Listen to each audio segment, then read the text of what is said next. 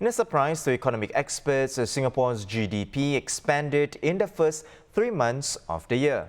The economy grew 0.2% between January and March 2021, its first quarterly growth since the fourth quarter of 2019. The manufacturing sector was the best performer, with electronics, precision engineering, chemicals and biomedical manufacturing all showing strength. Economist from CIMB Private Banking, Song Seng-Woon, joins us now. Seng-Woon, welcome to the show.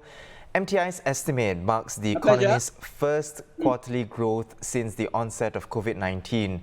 Now that, plus the unchanged Sing dollar policy and a recent uptick in property prices, what kind of picture do these factors paint for you?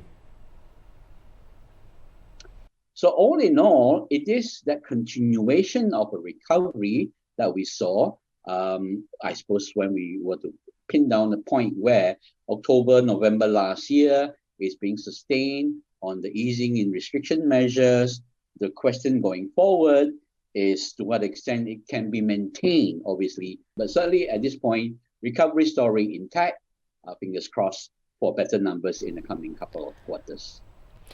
Right, Seng-Woon, so how would you describe Singapore's recovery in the months to come? Are you able to put forward a figure of sorts, a similar figure perhaps, in terms of Singapore's economic growth in the next quarter, even the quarter after that?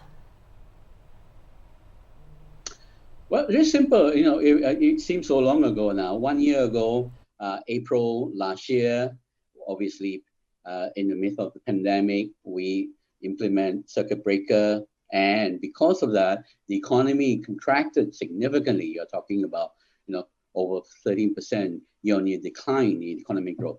Because of the lower base and because we have easing in restriction this April onward, we can talk about more visitors coming through Singapore at the seaport, at the airport. You're going to be seeing a very significant rebound from the lower base. How much of a rebound? It could be in the mid-teens, 10 to 15% year-on-year, quite conservatively, almost across all industries. For instance, if you had recall, construction activities basically just stopped. There were no construction noises in April for, more than a few months.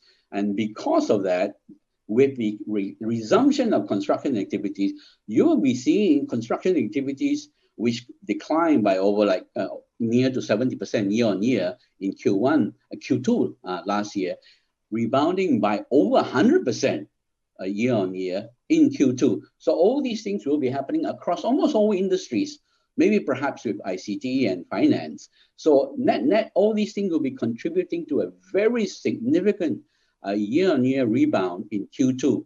And that probably can continue and be sustained into Q3. But obviously, a lot will depend to what extent we see further easing in restriction in Q3. Fingers crossed, hopefully more. The tangible positives can the average person see? It's still all about jobs. You and I, we still have our jobs. More importantly, those joining the labor force have, I suppose, employment prospect on many fronts, both on the private sector, both on the public sector. And obviously, as we see, we are still seeing investment coming into Singapore on many fronts, services, tech, biomed, and all these create future employment opportunities. So it's a question then of if that's positive in the job front, recovery in the economic front, what does that mean for income? It's always about whether you got money in your pocket, in your wallet, and income growth, as well as increment, etc. So all these are supporting of better job prospect and income prospect in the coming year. So spending may be sustained. And if we were to see an easing in restriction, trouble bubble being established, which allows those most affected industry, the travel, tourism industry, to recover, then I would say then the prospect for the man on the street is that there's greater flow of income, multiplier effect, and that would be, I would say, meaning towards greater income in the coming year, which is, I suppose, all that matters to the person on the street, jobs, income. Well, thank you as always for weighing in, Seng-Woon. We've been speaking with Sung Seng-Woon, an economist with CIMB Private Banking.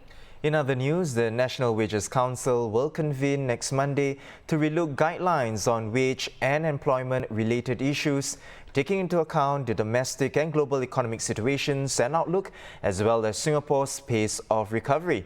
The Council is expected to announce the updated guidelines by the end of next month.